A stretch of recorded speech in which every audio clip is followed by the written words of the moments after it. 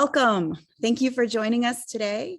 I saw so many great places. We've got Spain and Canada and Vienna and India and Chile and all across the US.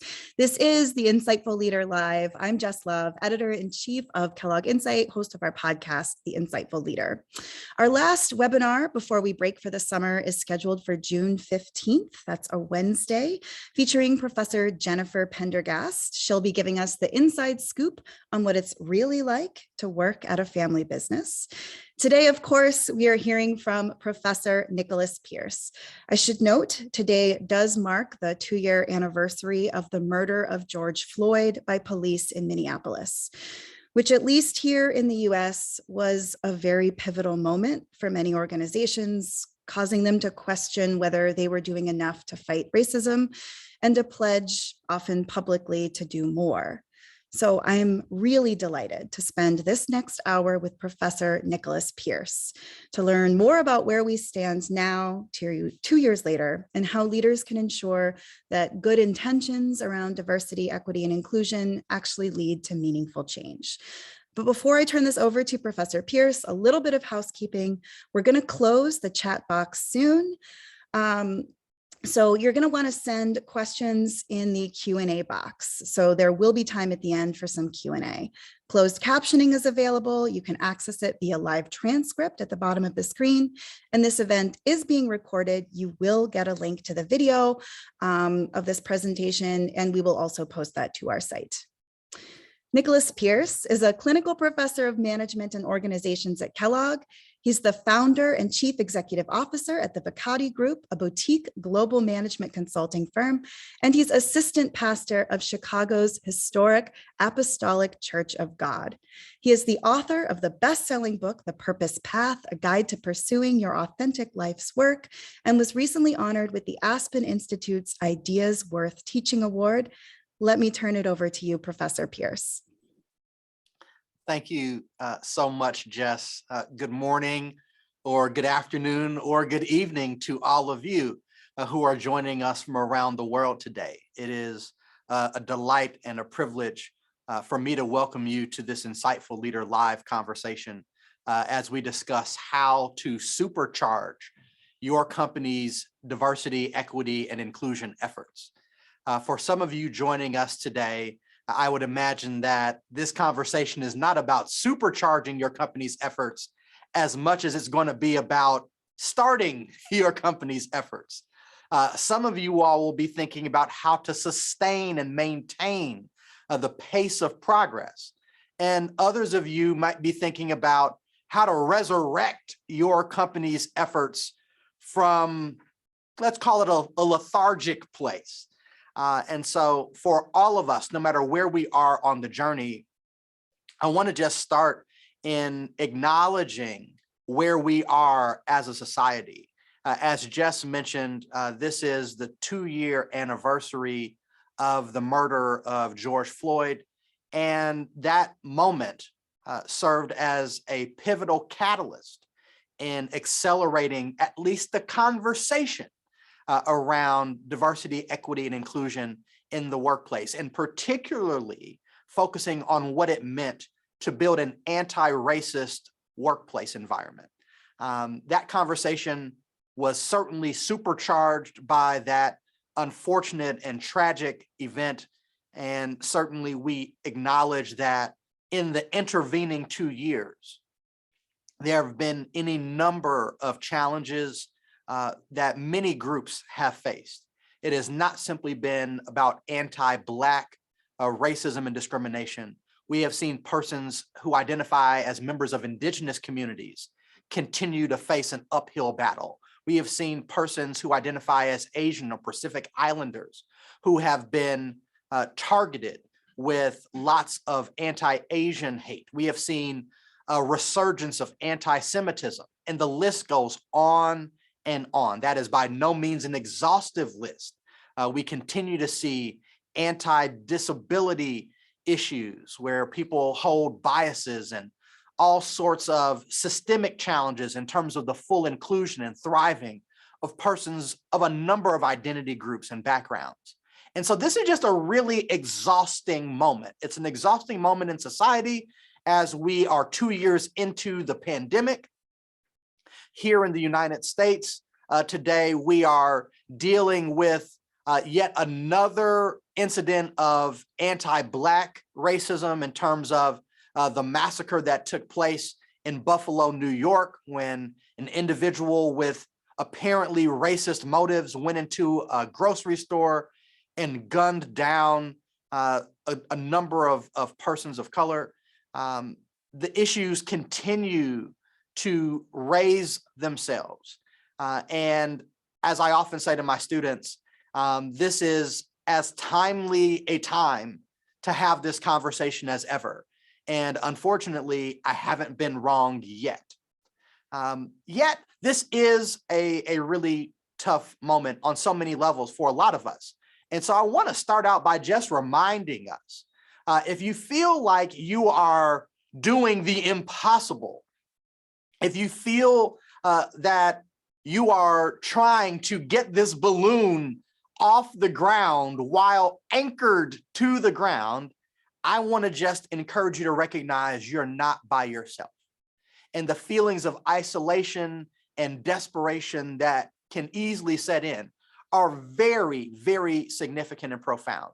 And so as a human in this moment, give yourself grace to be human.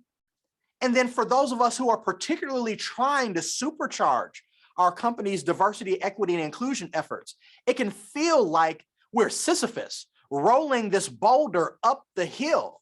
And I want you to know that as you have joined with hundreds from around the world today, you are not by yourself. You're not the only one who is facing these challenges. And as the Reverend Dr. Martin Luther King Jr. said, he says, let us be dissatisfied until America, or for that matter, any organization, any community, any society, will no longer have a high blood pressure of creeds and an anemia of deeds. In other words, he's saying, let's not be content until words and actions better align. Let's not be content until the value statements on our websites are supplemented by not just a set of activities in the organization, because you do know that there is a difference between activity and progress. We can look very busy, but we're not talking about activities for the sake of activity, busyness for the sake of busyness. We're talking about progress.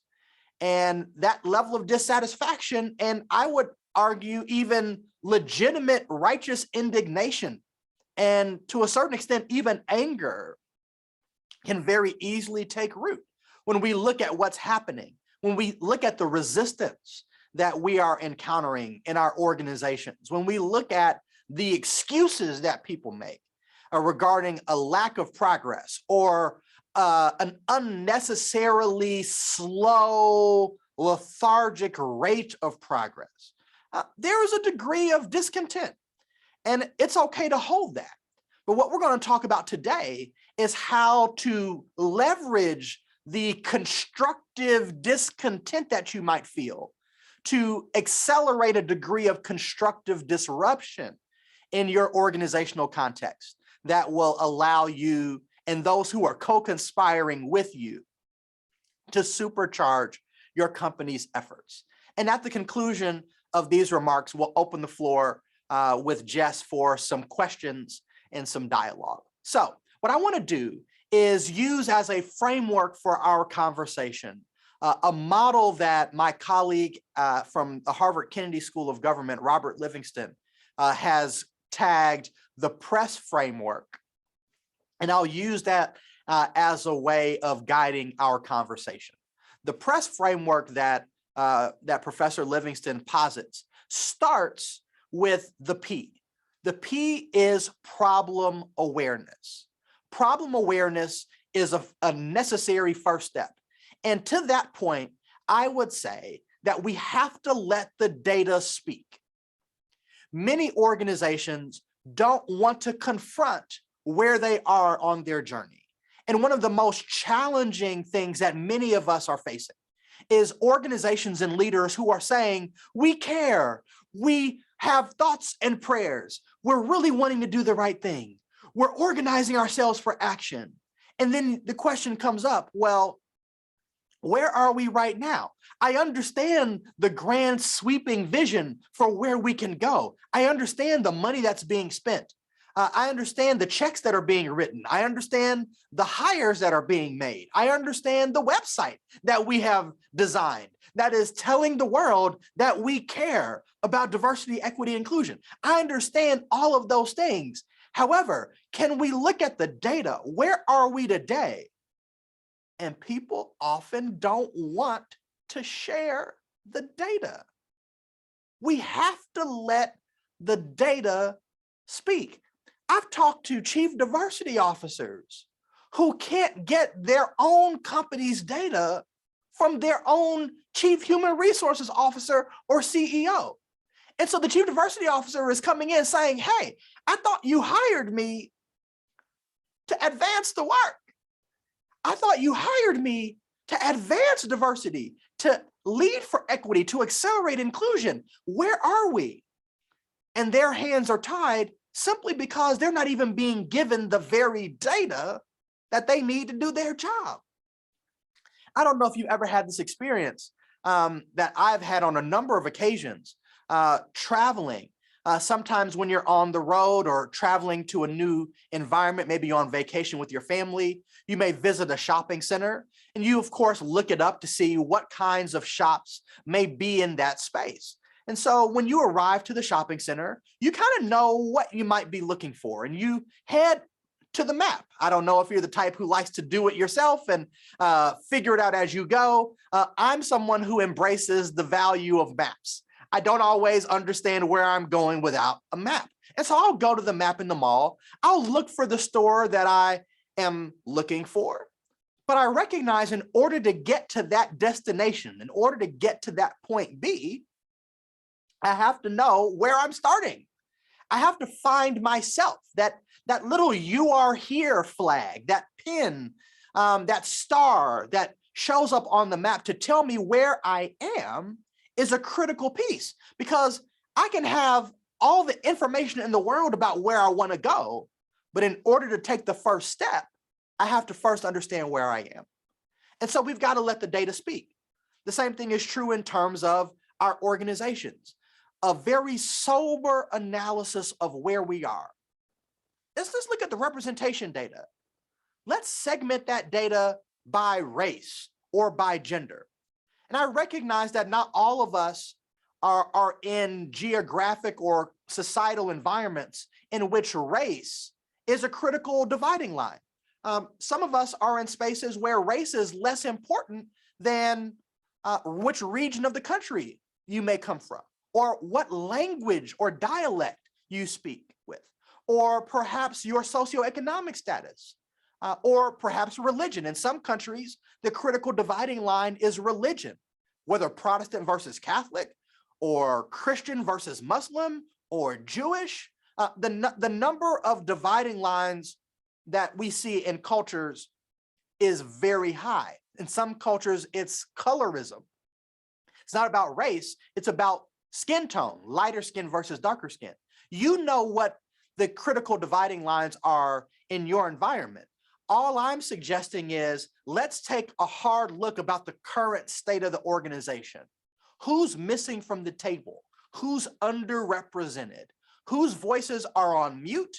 Which voices are being given the microphone, so to speak?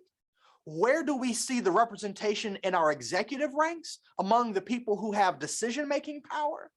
Does that group of decision makers represent the whole of the organization? Are women underrepresented? Are persons who identify as LGBTQI+ underrepresented? These are questions we have to ask of our data. We can look at the benefits that we give. Do we have an inclusive benefits package? Is there a maternity leave policy that honors the fact that mothers go through so many changes in terms of having children, whether they're birth children, whether they're adopted children, that mothers, fathers, parents go through a number of changes are workplaces conducive environments for them to be able to have children and still contribute to the workplace? These are questions where we can look at our policies and practices and procedures to figure out, where are we right now? What's the current state? And the more honest we can allow ourselves to be in identifying the current state, the more empowered and equipped we will be to take courageous steps forward. I was talking with one of our clients last week that was asking us to come in and do a current state assessment, helping them plant the flag to identify the "you are here" point where they're starting from. And they said to us, "We really don't want you to talk to those people over there who are hourly wage earners. We don't want you to talk to the people who are not at the headquarters. Just talk to us on the executive team." It's like, okay, we can talk to you on the executive team if you want, but if you want us to give you a precise, accurate picture of where the current state is, we've got to let the data speak for themselves, good, bad, or ugly. So number one, problem awareness is key. The next step in Livingston's model, in the R, is root cause analysis. Remember, we're talking about the PRESS model. P is for problem awareness. The R is root cause analysis. And so when it comes to root cause analysis, I have to say here for us, don't get stuck in analysis paralysis. I know this can become daunting, overwhelming, and some organizations are saying, well, we do need data so that we can be aware of the problem. Yes, we do need data. Yes, we do need to run those surveys. Yes, we do need to conduct those focus groups. Yes, we do need to do a deep dive on our policies and procedures. Look at who's being promoted, who's being held back, who's being hired, who's getting final round interviews, etc. We do need to do that deep dive.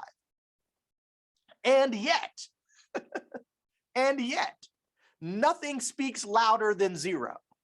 In other words, in some cases, you have the data you need right in front of your face to get started.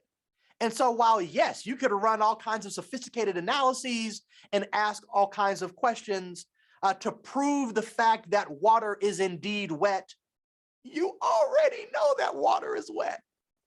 And so allow yourself to know what you know and not get stuck in this never-ending loop of saying, I don't have enough information to take action. We've got to go collect some more data about that. Oh, that's a great question. We had data pre-pandemic. Now we need data in the pandemic. Yes, data are helpful, but let's recognize that sometimes people are using data collection as a stalling tactic to forestall taking action that is right in front of their face. My colleague, Tyrone Studemeyer, who heads up global diversity, equity, and inclusion for Hyatt Hotels Corporation, often says that sometimes there's low-hanging fruit, and then sometimes the fruit has already fallen to the ground.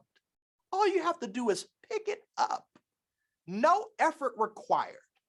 Right? And so while, yes, we do want to get down to a root cause analysis, and we want to understand the antecedents that create the conditions that we're trying to solve for, you don't want to get stuck in data analysis mode that has you paralyzed in fear, paralyzed in analysis, and never taking action. I do want to, before I move from this point, really highlight the value of understanding root causes. And this is where data, once again, can be very helpful. Understanding the history, the anthropology, and the history of your particular environment is inescapably important. You cannot just apply a one-size-fits-all solution to your particular and unique context. You have to understand your context. What's the founding story of your company? How has your company grown over the years?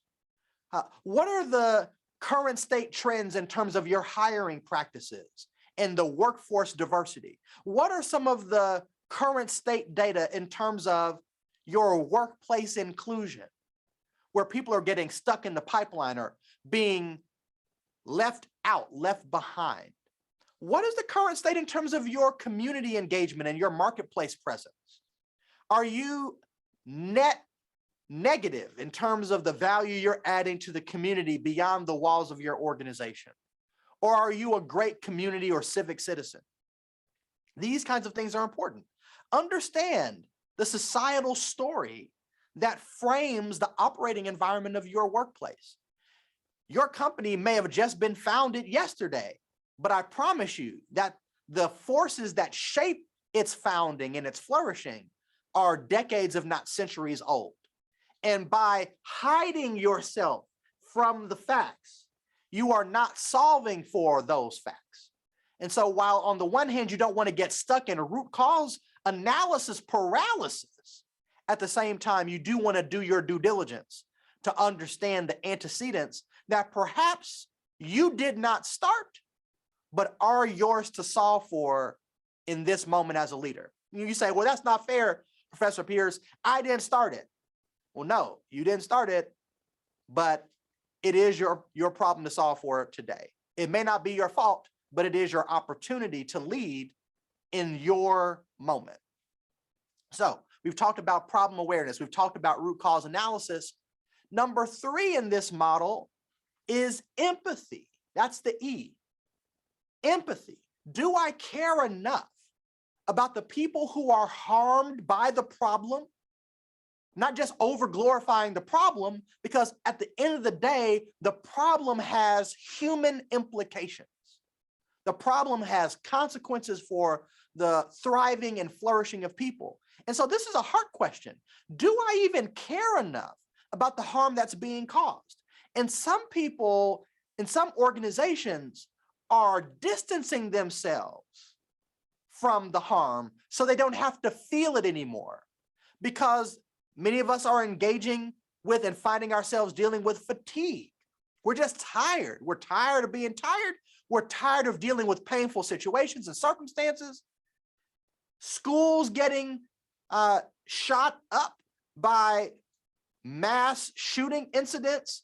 We see grocery stores. We see, the crime, the violence, the bias, the prejudice, the discrimination is so abundant that it can become overwhelming.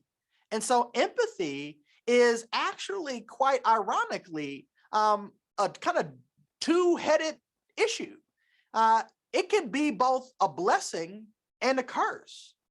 Having that concern is very important. Empathy is key, and it is an important leadership skill. Here at Kellogg, we pride ourselves on developing what we call Kellogg leaders, leaders who are empathetic, who understand how to lead through the power of human connection. And at the same time, we must confess that empathy can be both a blessing and a curse. Empathy is wonderful because that empathy makes you feel the pain of groups that are stigmatized or marginalized or otherwise facing threat. But that same empathy as a leader can paralyze you when you start to hear the noise level increase in the organization about why we should not take steps to advance diversity, equity, and inclusion. When that empathy you feel in your heart for stigmatized groups gets matched with empathy for individuals who are uncomfortable because of diversity, equity, and inclusion efforts, it can leave you feeling stuck.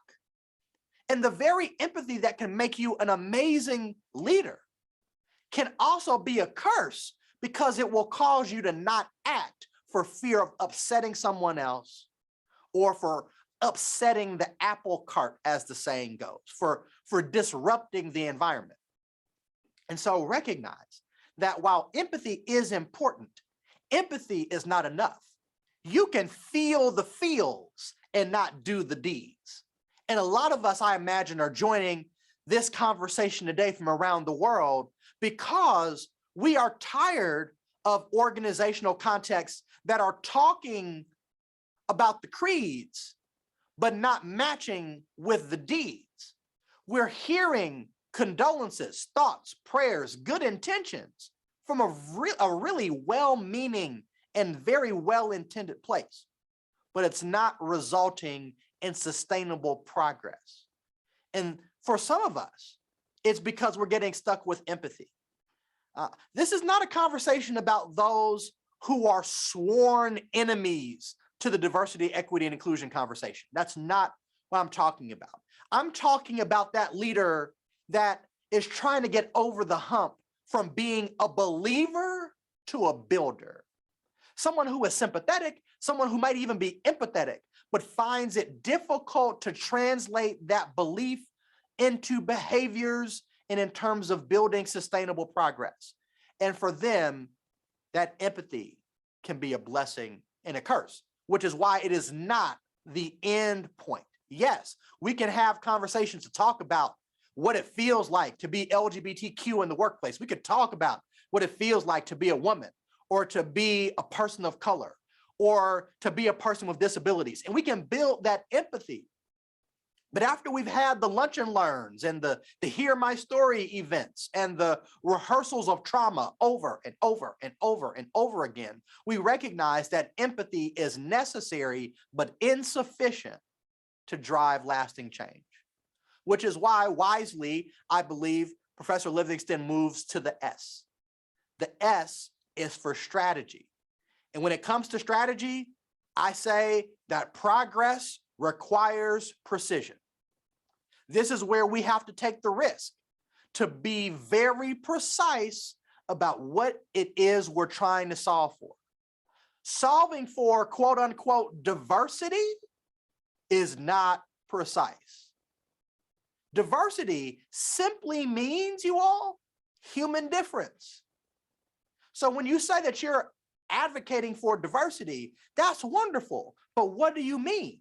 Are you advocating for more left-handed people? Are you advocating for more baby boomers? Are you advocating for more people who have tech degrees?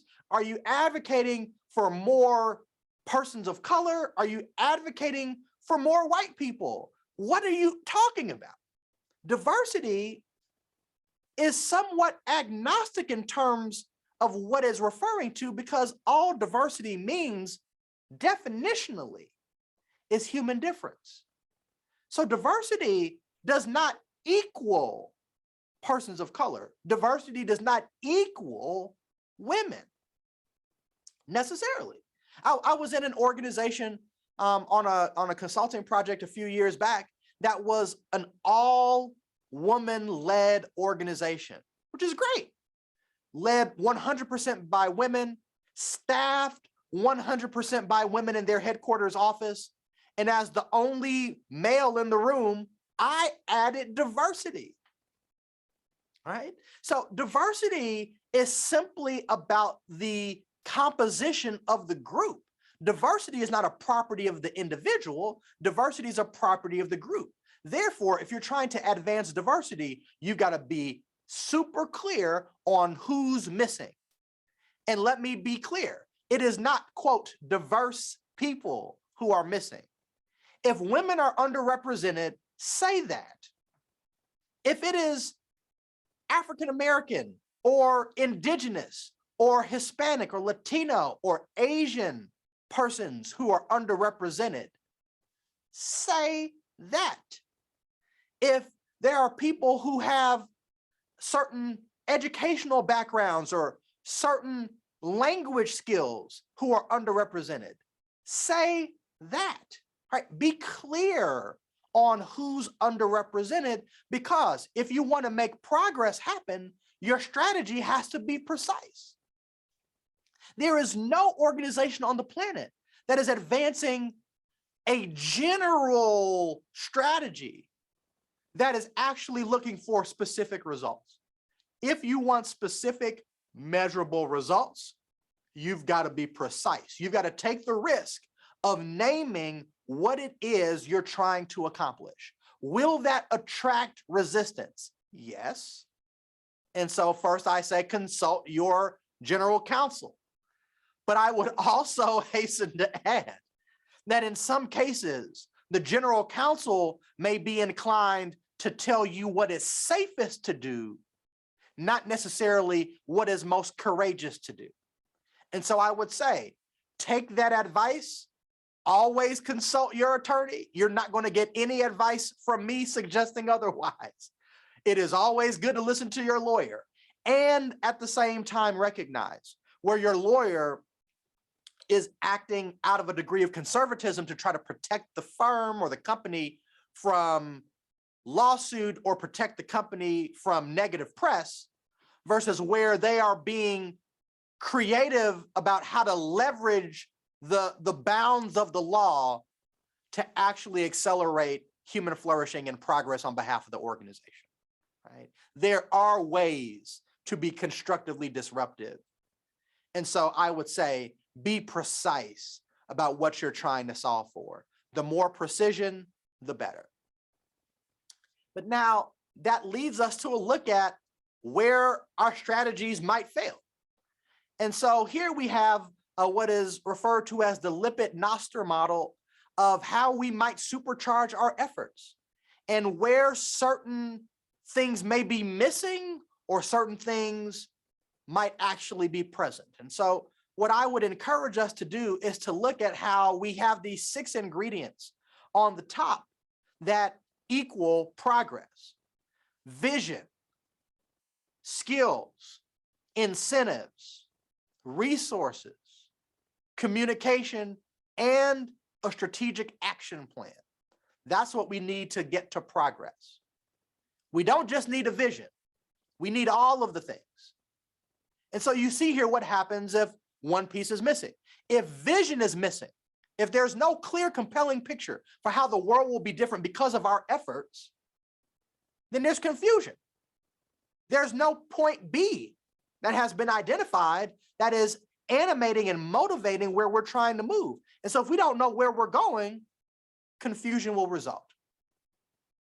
If we have the vision, but we're lacking the skills, people don't have the know-how, then anxiety sets in, because people may have the will, but not the skill. And if they have the will, but not the skill, then they get worried about their ability to actually deliver. And so we're really pleased here at Kellogg to be able to share that we have an answer for you if the skill is missing. We have a program that we're launching this summer called Beyond Diversity: Executive Strategies for Constructive Disruption. And I would encourage you, if we can pull that slide up, I would encourage you to take a look at that program and register for it if you're not familiar with it. You can go online to kell.gg/Beyond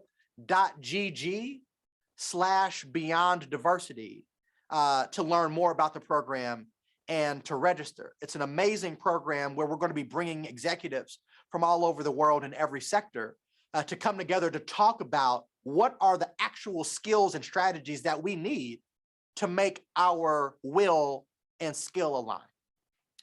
Thirdly, if you're missing the incentives, if you're lacking incentives, you have resistance, because people are always going to go in the organization in the direction of what they're rewarded for. You don't get behavior A by rewarding behavior B, right? That's just not the way human psychology works. And so the incentives have to align. If people are not going to be held accountable for not making progress, then all of your DEI efforts are just a wish, a hope, and a prayer. They're not part of the strategy. Fourth, if you're lacking resources, you're asking one person to take an entire organization on its diversity journey by themselves, and you're not resourcing the work. You're not giving them what they need to accelerate the work. You're trading off of the fact that they may be a person of color or a woman or someone who is otherwise familiar with being marginalized or stigmatized, but you're not giving them the resources they need: financial resources, social capital, human capital, to advance the work. That's going to lead to frustration. They're spinning their wheels seemingly in vain. If you're missing communication in the organization, it leads to suspicion. Absent the data, people make it up. And so if you're being quiet about your efforts, if you're being quiet about your Strategy, if you're being quiet about your plans, if you're being quiet about your current state, people are going to assume the worst. They're going to assume that nothing's happening and that in 2022, this is an intentional decision by the organization to be disengaged. It's going to lead to suspicion. And lastly, if you don't have an action plan, you're going to have a lot of activities that are going to occupy a lot of budget space, a lot of time, but no progress. And so a strategy is critical to actually activating the work. So we've talked about vision, skills, incentives, resources, communication, an action plan, all in service of having your strategy tight. And then fifth and finally, in the model, we have sacrifice. How far am I willing to go to solve for this? And this is where we have to acknowledge that there are moral and spiritual dimensions in this work. This is not just about the business case. This is not just about the data. Yes, the data are important, but let's face it, data sets have never made decisions. People make decisions informed and influenced by data. So we have to acknowledge that the business case has been out there for 40 years. Diverse teams outperform homogeneous teams when they are faced with complex problem-solving tasks. They outperform because they are thinking harder, they're exchanging more information, they're more creative, they're more innovative, they're asking better questions, they're surfacing their assumptions, they're getting to better solutions. That has been found time after time after time after time after time after time after time after time. The data are there. We've got 4 decades of data to help you understand that. That's not what's missing. If all we needed were the data to make the decision, we wouldn't need to supercharge our diversity, equity, and inclusion efforts. We would just need to maintain them. The fact that we have to supercharge them is indicative of the fact that the data alone aren't sufficient. And this is where we need moral clarity. We need to have moral courage to take tough choices, to make difficult decisions, to take bold action. There are moral foundations to enabling human flourishing. And my colleague, Professor Laura Morgan Roberts, writes about the moral hazard of doing the right thing to enable the flourishing and thriving of all of us, only motivated by economic ends. It's not saying that the economic ends aren't there, because the data prove that you're going to get a better outcome. You're going to get better outputs, better impact. But at the end of the day, you have to have some moral backbone. And many of our organizations are stuck in the quagmire of wishing and hoping for progress because leaders are looking for easy solutions, and there are none. Advancing this work is messy. And while I mentioned at the beginning that you do want to give yourself grace in this season, you do at the same time want to create the conditions for accountability to flow. Because at the end of the day, it's going to require some moral courage. Someone will be upset. Someone will be disrupted. But as the saying goes, if you change nothing, nothing will change.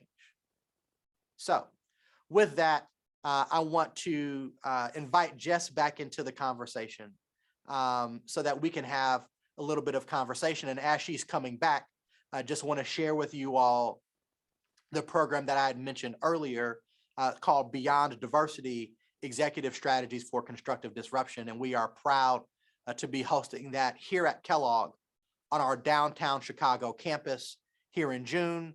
And quite possibly, stay tuned, we might be running it again in December as well. So if you're interested, go ahead and learn more by following that link.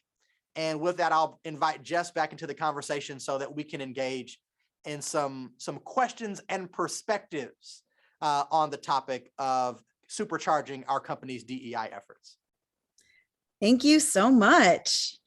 We do have a lot of questions. I'm going to start with a couple of follow-ups. This one came out of that model, one of the models that you showed. What types of incentives do you recommend offering to get people on board with your organization's DEI efforts? Great question. By incentives here, we're not just talking about giving people a bonus for being a good employee, for being kind and being compassionate and being inclusive, all the things that you would hope they would be anyway. What we're talking about is making sure that the organization's incentive system aligns with the desired behavior. And every organization's incentive system is its culture. The culture dictates what good behavior is, what bad behavior is, what behavior will never be tolerated, what behavior will be tolerated. Oftentimes I will say that an organization's culture is dictated by the worst behavior that leadership will tolerate. And so if leaders are tolerating exclusionary behavior, if leaders are tolerating managers having promotion slates and succession plan slates that have no women on them, and that's acceptable, then you're telling me by making that acceptable what you really value. If you're telling me that it's okay that your engagement scores are terribly low for persons of color because you create an exclusionary environment and you've been doing so for the last 15 years, everyone knows it, but yet you can still get promoted or you can still be employee of the month. You are showing me by the incentive system of the organization's culture what behavior is actually valuable in this space. And so by talking about incentives, we're not just talking about rejiggering the bonus system or the compensation system, which we could have a whole separate conversation about in terms of how to make the compensation and reward system align with goals that the organization sets. However, suffice it to say here that we're really just talking about making sure the organization's context is conducive to facilitating the kind of behavior that you say you want. So we had another pretty interesting question here. The disability communities are in aggregate a very large minority and they are greatly underemployed. How can companies elevate these communities in their DEI related hiring practices? Great question. The community of persons with disabilities is a large one and is one that we don't even really know how large it is because in many cases, people have disabilities that they don't disclose. Some of our disabilities are hidden. And for any number of reasons, people feel pressure to hide those pieces of their personhood. So the disability community is a challenging one to measure because number one, many people are a part of it and don't disclose it. And number two, it is a community that grows by the day because each and every one of us, not to be terribly depressing, but each and every one of us is one diagnosis, one car ride, one incident away from being a member of that community, right? And so if all of us are blessed to live long enough, with that maturity and age may come some disabilities, right? So it is a very dynamic community. However, I would take us back to the model. How do we solve for diversifying our organizations? How do we solve for making them more inclusive? Problem awareness. Do we understand how ableism sets itself up? Do we understand that there are certain things we can say in job posts that subtly suggest that persons with disabilities need not apply? Are there ways we can be more flexible? This whole flexible working from home scenario that we have found in this time of pandemic, which works in many regards. Now, there are some contexts where working from home just is not feasible, right? I recognize that. Now, I want to quickly shout out all of those essential workers who showed up in person to make society work when so many of us we're working from home. And while many of us are continuing to work from home, there are some people, postal workers, grocery workers, people in agriculture, sanitation, the list goes on, doctors and others in public works who have to keep showing up. Thank you for showing up. But yet at the same time, we have found that working from home for many can work. It cuts down on commute. It cuts down on the inaccessibility issues that many persons with disabilities face in their workplaces. And so by having flexible work, that is a way of accelerating the inclusion of persons with disabilities. Now you have to be clear that it can't be everyone else at the physical office and just people with disabilities at home. You do have to be mindful about how we create that environment, but that's another way. So being aware of the problem, understanding its causes, having empathy, understanding how persons with disabilities navigate and how there are barriers to their thriving and flourishing, strategizing to solve for those particular barriers, not in theory, but in your organization, like listening to people's voices and being willing to strategize, and then doing the gut check about how much quote unquote pain you're willing to take on, how much sacrificing you're willing to make, whether that's financial, social, learning new things, whatever the case may be, to solve for the problems that you've surfaced. I want to bring this back to a very interesting point that you made toward the end of your talk about this moral and spiritual aspect to some of this work. And this is not something that a lot of people are used to talking about in the workplace. We might talk about it with our friends, with our families, in a place of worship, but not in the workplace. So do you have any advice for starting a conversation around the moral or spiritual development aspect of this work?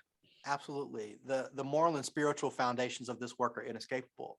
And this does not suggest that you have to subscribe to a particular faith tradition to understand that the thriving and flourishing of all human persons, simply because they are human beings, has more to do with our inside than it does with the business case of how's this going to help us make more money? How is this going to help us attract and retain top talent? How is this going to help us get on the top 50 places for working moms? Like it is more than that. There's a deeper piece to this. And while we often will hide behind the data and hide behind business speak, as I like to say, and I recognize I'm saying this to you all live from the Northwestern University Kellogg School of Management. Yes, this is the Insightful Leader Live webinar. You are in the right place. And yet I will say that we can't hide behind business speak when really what's at stake are matters of the heart. Do we really have enough love in our hearts to enable the thriving and full flourishing of all people? Or do we not care that much? That's a hard issue. There are spiritual dimensions around how we show up with humility, how we show up with curiosity, or whether we show up with a degree of cultural narcissism and pride, thinking that our cultural worldview is the only way to see the world, and that other people who have different backgrounds or different struggles or different identities that either we don't share or don't understand just don't deserve to be able to thrive and flourish. That's a hard issue. And there is no amount of business speak, there is no amount of business school, advanced management education that can transform the human heart. That is above my pay grade.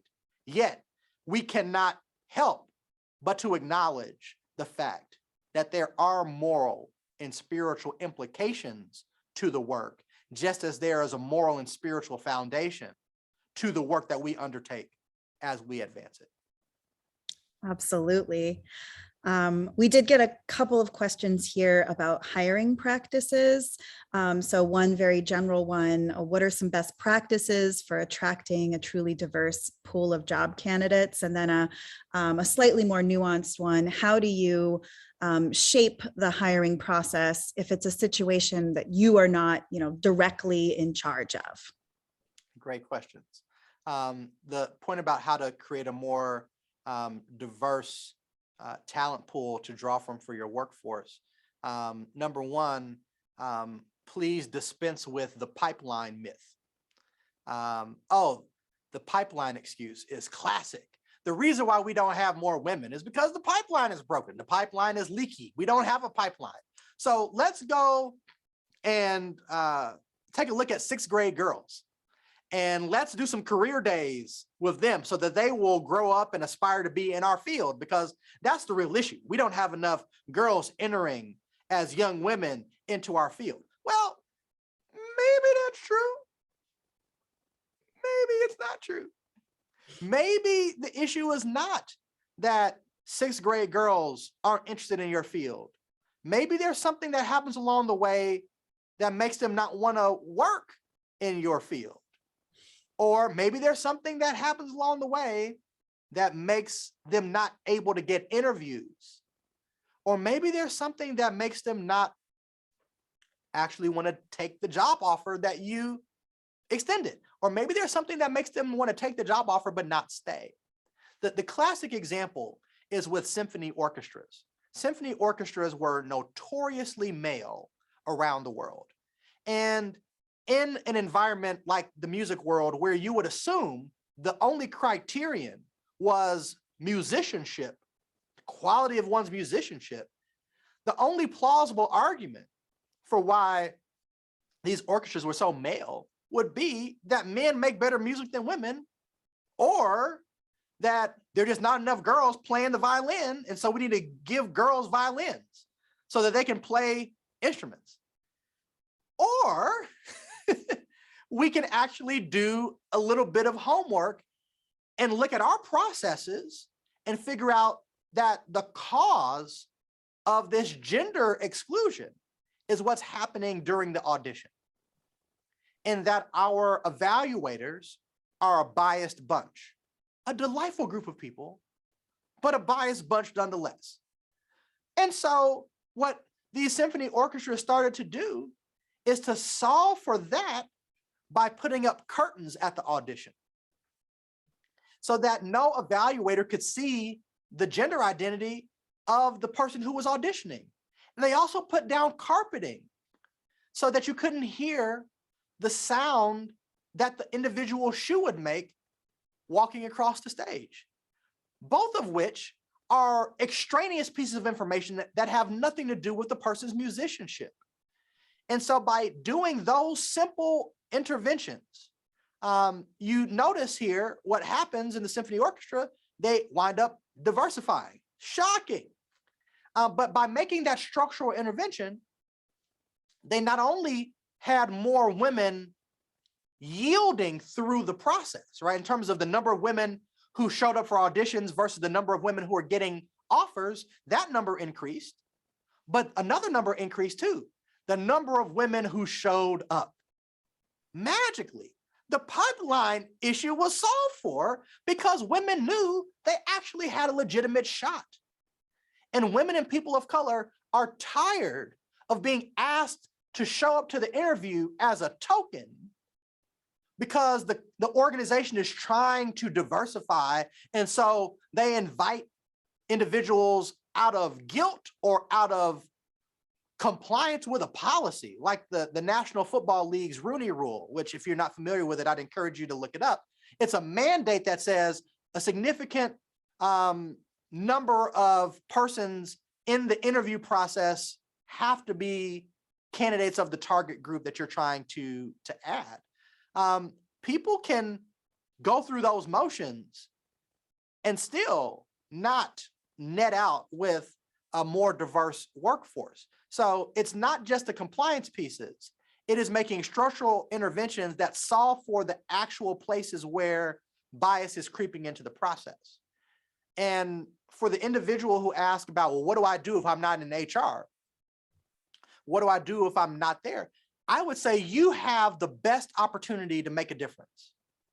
This is not HR's problem. This is not the talent person's problem. This is not the chief diversity officer's problem.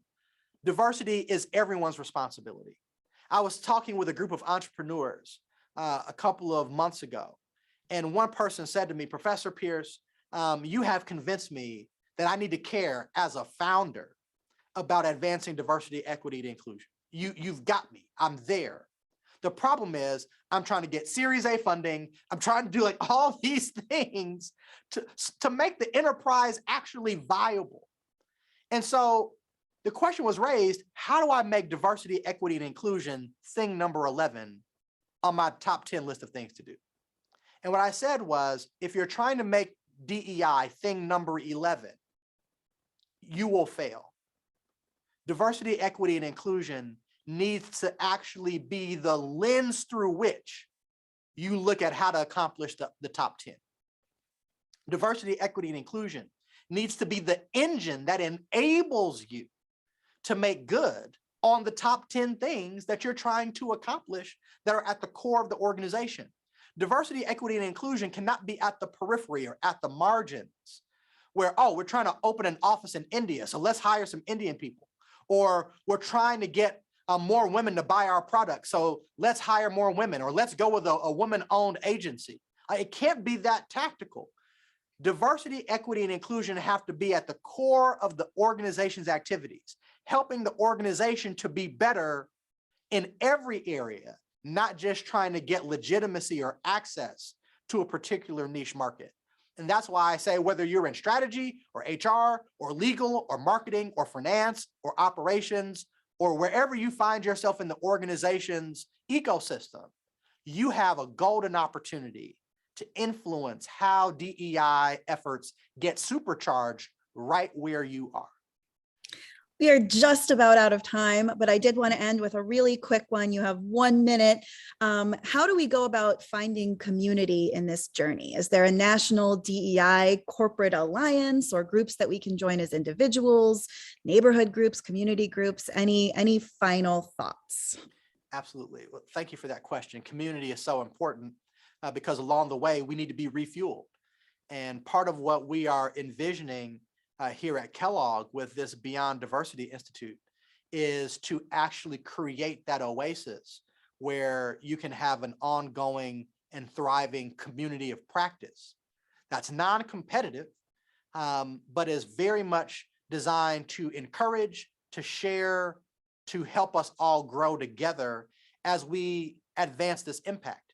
The best way to do this work is to be in community with others. You are not the only person solving for what you're trying to solve for. You're not the only person facing the challenges and resistance you're facing.